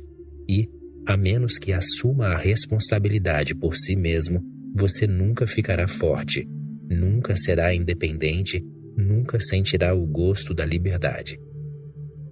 Você pode ter liberdade, mas o preço disso é aceitar a responsabilidade por completo. Eu sinto uma liberdade tão grande que, olhando para você, eu fico triste. Você tem a mesma oportunidade, o mesmo potencial para florescer e se tornar uma pessoa livre, mas você continua sendo um escravo. E você continua sendo um escravo por nunca ser responsável. Você acha que não ser responsável faz de você uma pessoa livre? Não se sentir responsável pelas suas ações, pelos seus pensamentos, pelo seu ser, você acha que isso o liberta de todas as consequências? Não, de jeito nenhum. Isso faz de você um escravo, faz de você alguém sub-humano. Tira toda a sua glória. Você não consegue ficar ereto, você fica encurvado. A sua inteligência não pode crescer porque você não aceitou o desafio. Você está esperando pela sua sina, pelo destino, por Deus. Está pensando: quando chegar a hora certa, se Deus quiser, eu também vou ser feliz. Não existe um Deus que possa decidir a sua felicidade. Você está sozinho na vida. Você chega sozinho e morre sozinho. Entre o nascimento e a morte, é claro que você pode viver na ilusão de que alguém está com você. A sua mulher, o seu pai, a sua mãe, o seu marido, o seu amigo. Mas isso é só tapeação. Você vem sozinho e vai embora sozinho. Você está sozinho entre o nascimento e a morte. Eu não estou dizendo que você não possa amar um homem ou uma mulher. Na verdade, quando 2 pessoas independentes, livres, que carregam a responsabilidade nos próprios ombros, encontram-se, isso tem uma imensa beleza. Um não é um fardo para o outro. Ninguém joga nada nas costas do outro. Você já descartou a própria ideia de jogar alguma coisa sobre o outro. Vocês podem ficar juntos, mas a sua solitude continua intacta, pura, cristalina, virgem. Vocês nunca invadem o território um do outro. Vocês só conseguem se gostar porque estão separados. Quanto mais separados vocês estão, quanto mais claramente compreendem que você está sozinho, que ela está sozinha, maior é a possibilidade de haver um grande encontro entre 2 solitudes, entre 2 purezas, entre 2 indivíduos.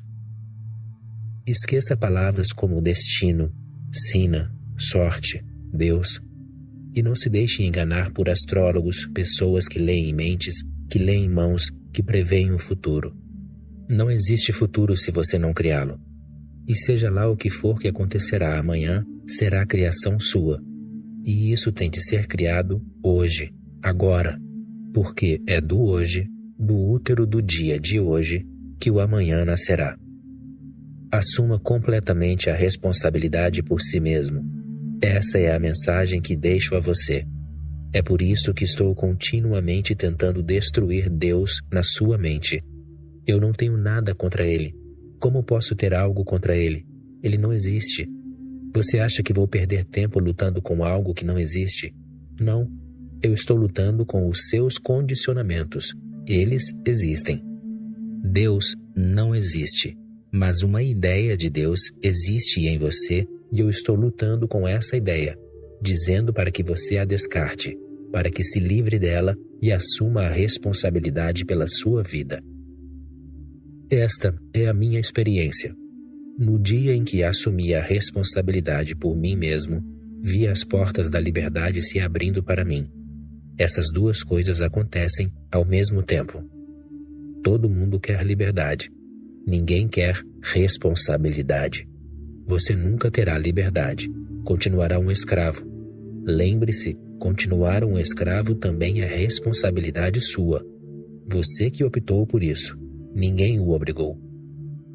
Eu me lembro de Diógenes, um belo filósofo grego, um místico, e um místico de um tipo muito raro. Ele era contemporâneo de Aristóteles e era tão contra Aristóteles quanto eu. Por isso tenho uma certa amizade com Diógenes. Aristóteles definiu o homem como um animal sem penas que anda sobre duas pernas. O que Diógenes fez?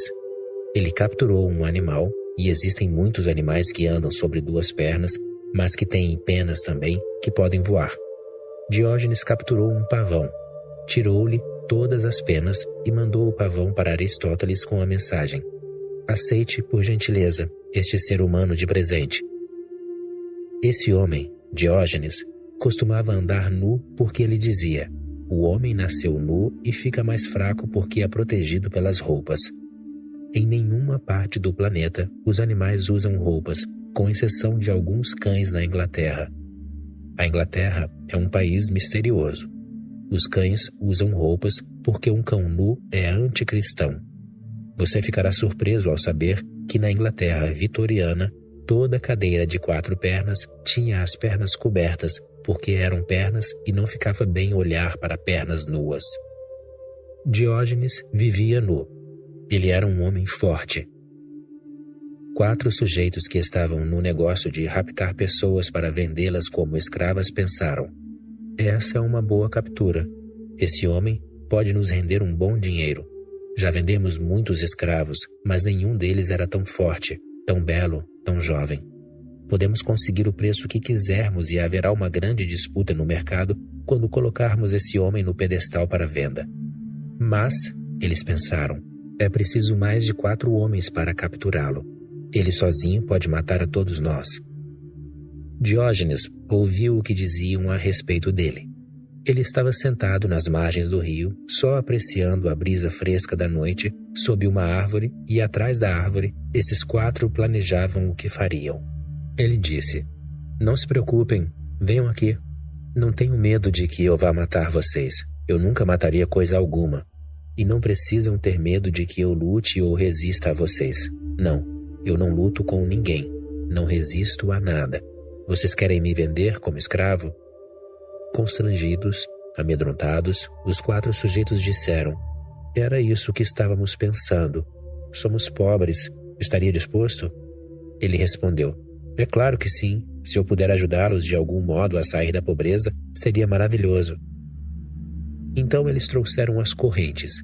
Diógenes disse: joguem essas correntes no rio. Vocês não precisam me acorrentar. Eu caminharei à frente de vocês. Nem penso na ideia de fugir. Na verdade, eu estou empolgado diante da ideia de ser vendido, de ficar sobre um pedestal, com centenas de pessoas tentando me levar. Estou empolgado com o meu leilão. Estou a caminho. Os 4 sujeitos ficaram um pouco mais apreensivos. Esse homem, além de ser forte, belo, parecia louco também. Ele podia ser perigoso. Mas agora não havia jeito de escaparem. Ele disse: se tentarem fugir, estarão arriscando a própria vida. Basta que me sigam, vocês 4. Coloquem-me sobre o pedestal no mercado. A contragosto, eles o seguiram. Queriam prendê-lo, mas ele ia à frente deles. Vocês estão percebendo? Até mesmo numa situação como essa, ele estava assumindo a responsabilidade por si mesmo. Ele era um homem livre até mesmo numa situação como essa, em que essas pessoas estavam conspirando e tentando vendê-lo no mercado, que é a pior coisa que pode acontecer a um homem: ser vendido como uma mercadoria, leiloado como uma mercadoria. Mas ele disse a essas pessoas: não tenham medo e não tentem fugir. Vocês me deram uma grande ideia, Sou muito grato a vocês. Isso é responsabilidade minha. Eu vou ao mercado. Vocês vão me leiloar. Eles mal podiam acreditar. Que tipo de homem era esse? Mas não havia como voltar atrás. Então, eles o seguiram. E, quando ele foi colocado no pedestal, onde todos podiam vê-lo, fez-se um silêncio quase absoluto, suficiente para se ouvir um pingo d'água. As pessoas nunca tinham visto um corpo tão proporcional, tão belo, como se fosse feito de aço, tão forte era. Antes que o leiloeiro dissesse alguma coisa, Diógenes declarou: Ouçam vocês, eis aqui um mestre para ser vendido como escravo, porque essas 4 pessoas precisam de dinheiro. Então, comecem o leilão, mas lembrem-se, vocês estarão comprando um mestre. Um rei o comprou. Evidentemente, ele tinha meios para isso. Ofereceu quantias cada vez maiores no leilão. Muitas pessoas estavam interessadas, mas finalmente uma soma, maior do que qualquer outra de que já se ouvira falar, foi oferecida àqueles 4 sujeitos. Diógenes disse a eles: Estão felizes agora? Vocês já podem ir, pois eu irei com esse escravo. No caminho para o palácio, enquanto viajavam numa carruagem, o rei disse a Diógenes: Você é louco ou coisa assim? Você se considera um mestre? Eu sou o rei, e você acha que sou um escravo? Diógenes disse: Acho, e eu não sou louco. Você é louco. Eu posso provar o que digo agora mesmo. Na parte de trás da carruagem estava a rainha. Diógenes disse: A sua rainha já está interessada em mim. Ela não quer mais nada com você. É perigoso comprar um mestre. O rei ficou chocado. Comparado a Diógenes, ele não era nada, é claro. Empunhando a espada, o rei perguntou à rainha: O que ele está dizendo é verdade? Se você disser a verdade, a sua vida será poupada. Essa é a minha promessa. Mas se não disser e eu descobrir depois, eu mandarei matá-la. Receosa, cheia de medo, a rainha disse: É verdade. Diante dele, você não é nada. Estou encantada, fascinada. O homem tem uma magia. Você é apenas um pobre coitado comparado a ele. Essa é a verdade. Evidentemente, o rei parou a carruagem e disse a Diógenes: Saia da carruagem. Você está livre. Não quero correr riscos como esse no meu palácio. Diógenes disse: Obrigado. Eu sou um homem que não pode ser um escravo pelo simples fato de que eu assumo toda a responsabilidade por mim mesmo. Eu não deixei que aquelas 4 pessoas se sentissem culpadas. Não foram elas que me levaram até lá. Eu fui por livre e espontânea vontade. Elas devem ter se sentido obrigadas. E esta é a sua carruagem. Se você quer que eu saia, está muito bem. Não estou mesmo acostumado com carruagens. As minhas pernas são bastante fortes. Sou um homem nu. Uma carruagem dourada não combina comigo. Assuma a responsabilidade. E até mesmo na mais absoluta pobreza, sofrendo, encarcerado, você não deixará de ser o seu próprio amo. Você terá a liberdade que vem com a responsabilidade. Todas as suas religiões o fizeram dependente de Deus, da sorte, do destino. Esses são apenas nomes de coisas não existenciais. O que é verdadeiro? A sua escravidão ou a sua liberdade? Escolha. Se você optar pela liberdade, então tem de destruir todas as estratégias das outras pessoas para torná-lo um escravo. É por isso que estou tentando fazer isso aqui. Tentando cortar as suas correntes, tornando-o livre de tudo, de modo que você possa ser você mesmo. E, no momento em que é você mesmo, você começa a crescer, você fica mais viçoso. Flores começam a desabrochar e surge uma fragrância à sua volta. Medo de voar. Rabindranath Tagore diz em seu Gitanjali: Tenazes são os obstáculos, mas dói o meu coração quando tento vencê-los. A libertação é tudo o que eu desejo. mas tenho vergonha de esperar por ela. Tenho certeza de que há em ti um tesouro inestimável e que és o meu melhor amigo, mas não tenho coragem de varrer a quinquilharia do meu quarto. O manto que me cobre é manto de poeira e morte. Odeio-o, mas abraço-o com amor. Pesadas são as minhas dívidas, enormes as minhas faltas, e a minha vergonha é secreta e grave. Mas quando venho reclamar o meu bem, tremo de medo que seja atendida a minha súplica. Rabindranath Tagore é o mais contemporâneo dos homens e, no entanto, o mais antigo também. As palavras dele são uma ponte entre a mente moderna e os mais antigos sábios deste mundo. O seu livro, o Gitanjali, em particular, é a sua maior contribuição à evolução humana, à consciência humana. Trata-se de um dos livros mais raros que já surgiram no século XX. Rabindranath não é uma pessoa religiosa, no sentido comum da palavra. Ele é um dos pensadores mais progressistas, não tradicionais, não ortodoxos que existem, mas a sua grandeza está na sua inocência infantil. E, por causa dessa inocência, talvez ele tenha sido capaz de se tornar um veículo para o espírito universal. Ele é um poeta da mais elevada estirpe e também um místico. Uma combinação dessa espécie só aconteceu uma ou duas vezes antes, em Khalil Gibran, em Friedrich Nietzsche e em Rabindranath Tagore. Com essas três pessoas, toda a categoria se esgota. Na longa história do homem, isso é extraordinário. Existiram grandes poetas e grandes místicos também. Existiram grandes poetas com um toque de misticismo e existiram grandes místicos que se expressaram por meio da poesia. Mas a poesia desses místicos não é tão admirável. Rabindranath é uma situação estranha. Eu ouvi falar de um homem que amava duas lindas mulheres e estava sempre metido em confusão, pois uma mulher apenas já é confusão suficiente. As duas mulheres queriam saber quem ele amava mais. Elas o levaram para andar de lancha num lago e bem no meio dele pararam a lancha e disseram ao homem: "Você tem de decidir, porque isso nos deixa angustiadas. Depois que soubermos a verdade, aos pouquinhos começaremos a olhar a situação com mais tolerância. Poderemos aceitá-la, mas não aguentamos mais ficar no escuro e pensar a respeito disso o tempo todo." O homem disse: "Qual é o problema? Sejam diretas." As duas disseram juntas: "A pergunta é, quem você ama mais?" O homem caiu num profundo silêncio. Eles ali, no meio do lago, era uma situação bem estranha, mas ele sempre fora um homem com grande senso de humor. Ele disse: "Eu amo cada uma de vocês mais do que a outra." E as duas mulheres ficaram satisfeitas. Era isso que elas queriam.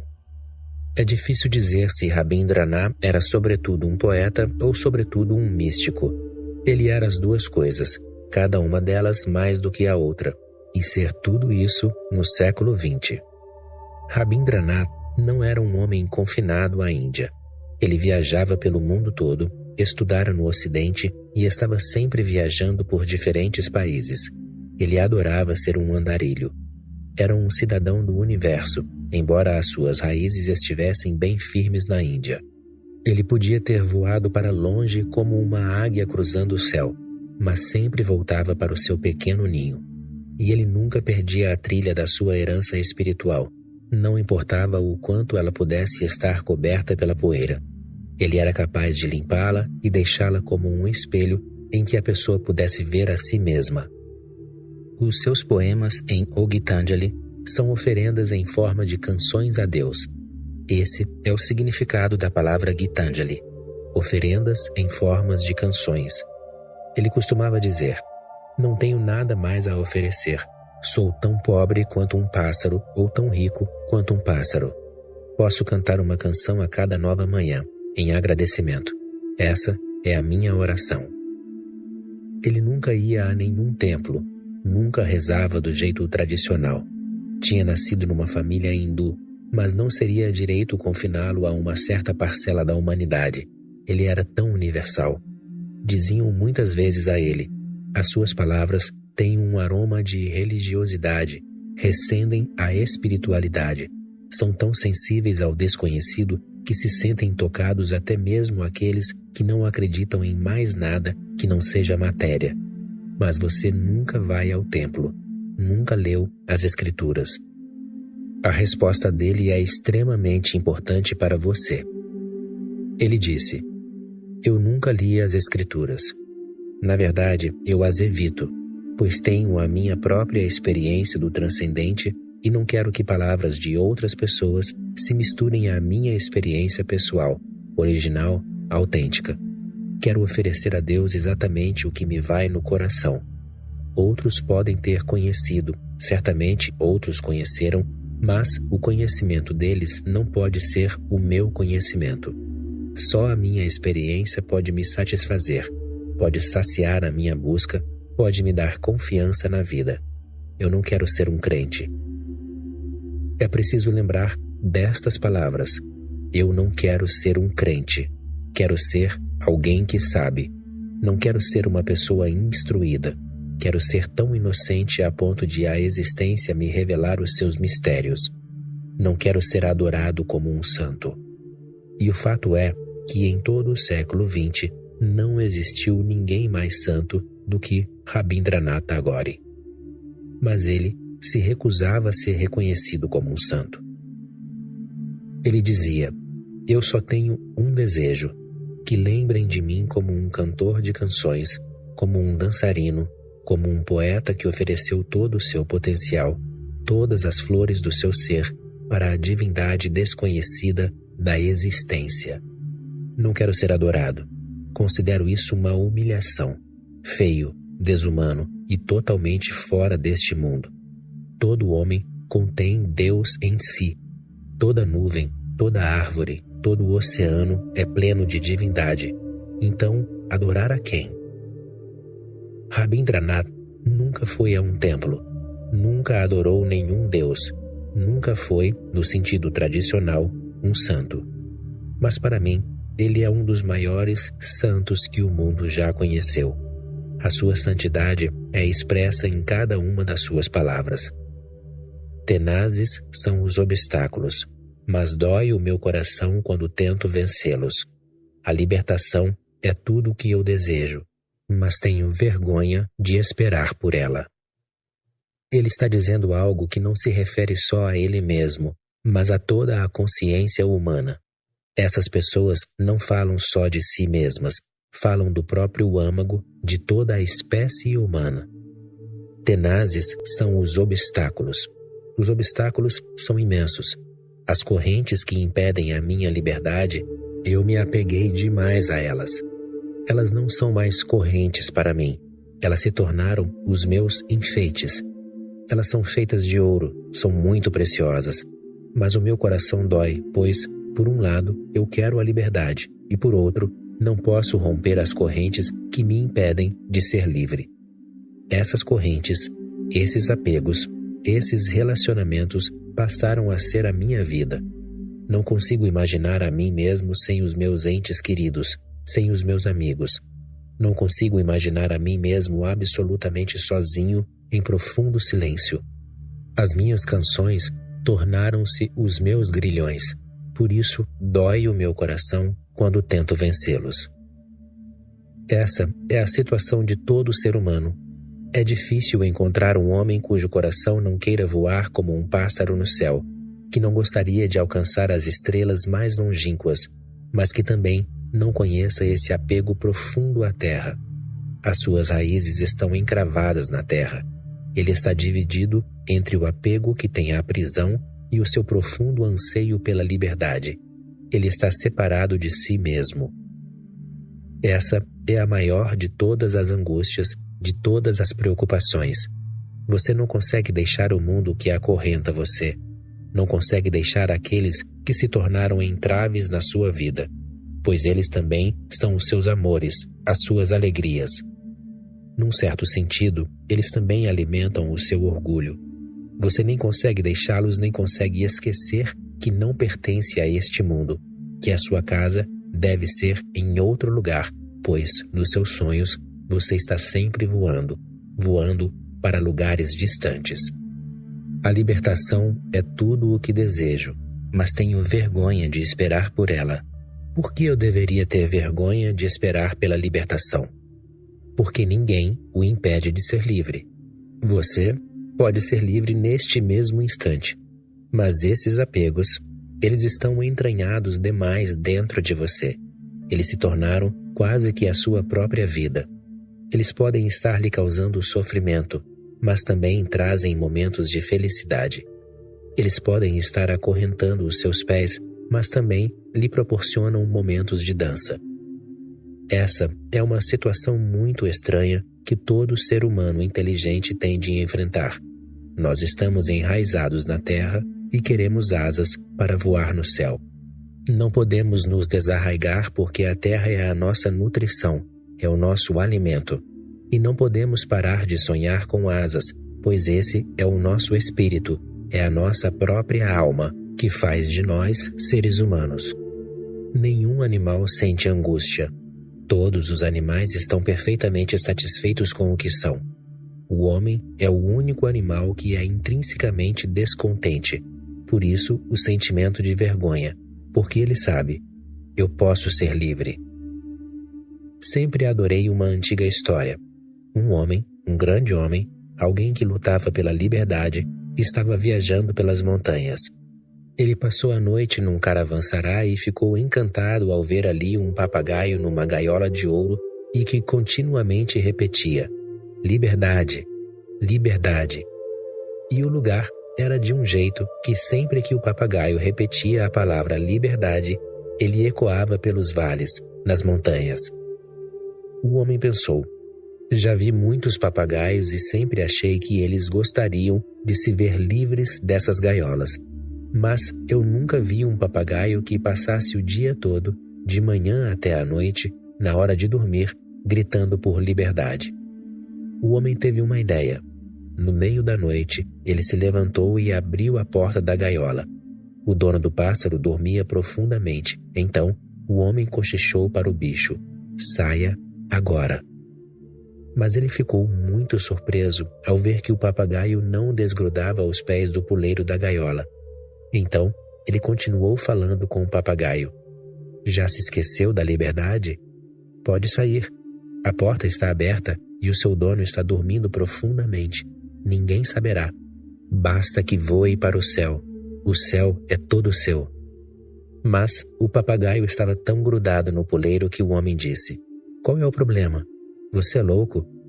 Ele tentava tirar o papagaio da gaiola com as mãos, mas o bicho começou a bicá-lo, ao mesmo tempo em que gritava: liberdade, liberdade. Os ecos se espalhavam pelos vales noturnos. Mas o homem também era teimoso. Ele dava muito valor à liberdade. Arrancou o papagaio da gaiola e atirou-o no céu. Só então ficou satisfeito, embora estivesse com a mão machucada. O papagaio o atacara com toda a violência, mas o homem estava satisfeito por ter conseguido fazer uma alma livre. Foi então dormir. Pela manhã, quando o homem acordou, ouviu o papagaio gritando: liberdade, liberdade. Ele achou que o papagaio talvez estivesse empoleirado numa árvore ou numa pedra, mas quando saiu, viu o papagaio dentro da gaiola, com a porta aberta. Eu adoro essa história, pois ela é muito verdadeira. Você pode gostar de liberdade, mas a gaiola proporciona certa proteção, certa segurança. Na gaiola, o papagaio não precisava se preocupar com comida, não precisava se preocupar com predadores, não precisava se preocupar com coisa nenhuma. A gaiola é aconchegante, é feita de ouro. Nenhum outro papagaio tinha uma gaiola tão valiosa. O seu poder, as suas riquezas, o seu prestígio, essas são as suas gaiolas. A sua alma quer ser livre, mas a liberdade é perigosa. A liberdade não dá garantias. A liberdade não dá proteção, não traz segurança. Liberdade significa andar no fio de uma navalha, o tempo todo em perigo, abrindo o próprio caminho. A todo instante surge um desafio do desconhecido. Às vezes fica quente demais, às vezes fica frio demais. e não há ninguém ali para cuidar de você. Na gaiola, o dono do papagaio era o responsável. Quando estava frio, ele costumava cobrir a gaiola com um cobertor e tinha o hábito de colocar um ventilador por perto quando estava quente demais. Liberdade significa uma enorme responsabilidade. Você está por sua própria conta e sozinho. Rabindranath está certo. A libertação é tudo o que desejo, mas tenho vergonha de esperar por ela, porque não é uma questão de esperar, é uma questão de assumir um risco. Tenho certeza de que há em ti um tesouro inestimável e que és o meu melhor amigo, mas não tenho coragem de varrer a quinquilharia do meu quarto. No mundo da liberdade, na experiência da liberdade, você está certo de que existe um tesouro inestimável, mas essa certeza é também uma projeção do seu desejo, da sua expectativa. Como você pode estar certo? Você gostaria de estar certo. Você sabe que existe ali um anseio pela liberdade.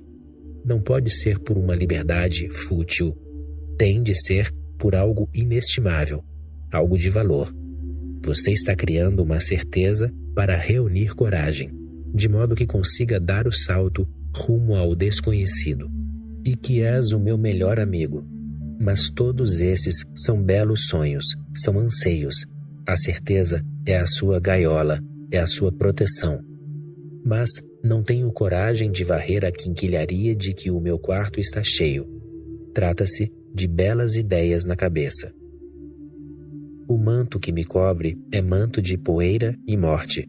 Odeio-o, mas abraço-o com amor. Você sabe que o seu corpo vai morrer. Na verdade, o seu corpo é feito de matéria morta. Ele já está morto. Ele parece vivo porque existe algo vivo dentro dele. Ele irradia calor e vivacidade por causa do hóspede dentro dele.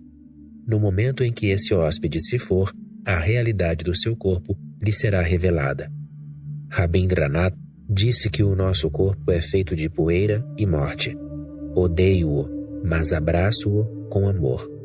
Mas, quando você cai de amores por uma mulher, então dois esqueletos se abraçam. Ambos sabem que a pele é só um revestimento para o esqueleto. Se vocês pudessem ver um ao outro na sua nudez verdadeira, não só despidos das roupas, mas sem a pele também, pois essa é a nossa verdadeira roupa, então ficariam chocados e vocês logo se afastariam correndo do ente querido com quem juraram viver para sempre. Vocês nem sequer olhariam para trás, nem sequer gostariam que os lembrassem do fenômeno.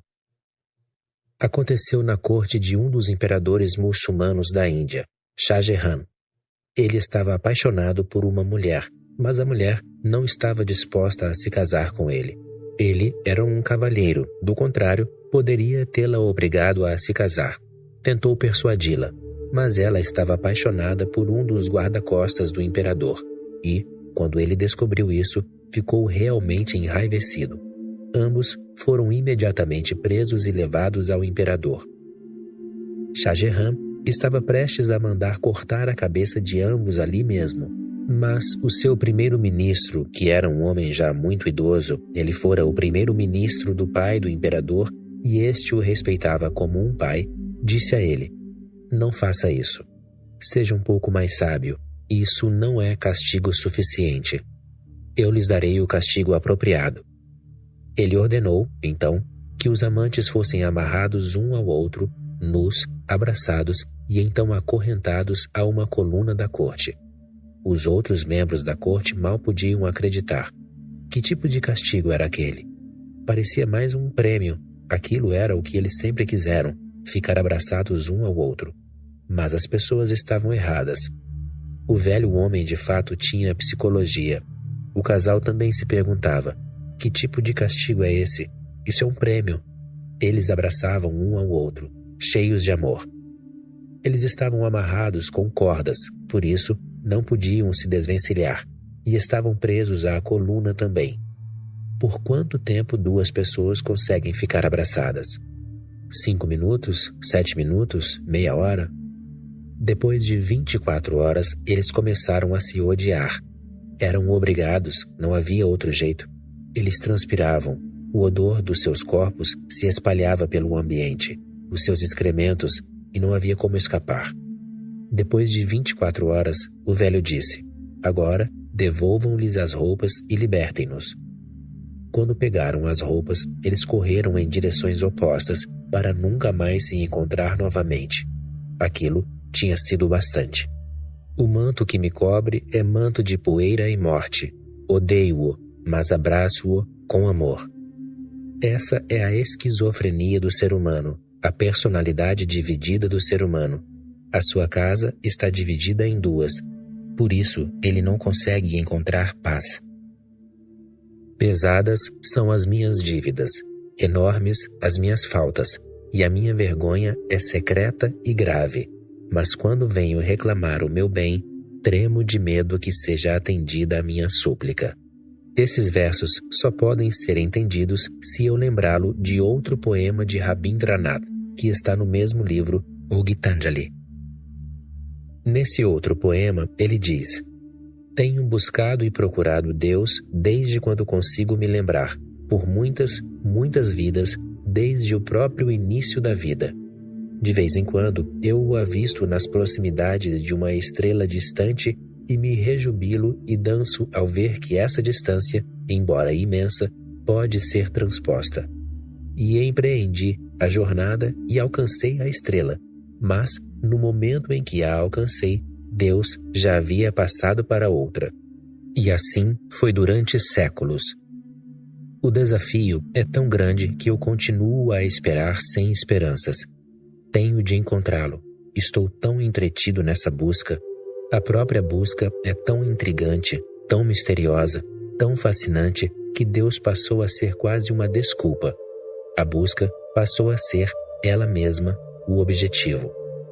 E, para minha surpresa, um dia cheguei a uma casa, numa estrela distante, com uma pequena inscrição diante dela dizendo: esta é a casa de Deus. A minha alegria ultrapassou todos os limites. Então, finalmente eu tinha chegado.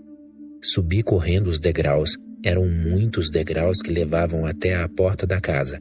Mas, à medida que ela foi ficando mais próxima, um medo repentino se apossou do meu coração. Quando eu estava prestes a bater, estanquei com um medo que eu nunca conhecera, nunca imaginara, nunca sonhara ter. O medo era: se esta é de fato a casa de Deus, então o que farei depois de encontrá-lo? Agora que a busca por Deus se tornou a minha vida, encontrá-lo será suicídio. E o que eu farei com ele? Nunca pensei em nada disso antes. Deveria ter pensado antes de iniciar a busca. O que eu farei com Deus?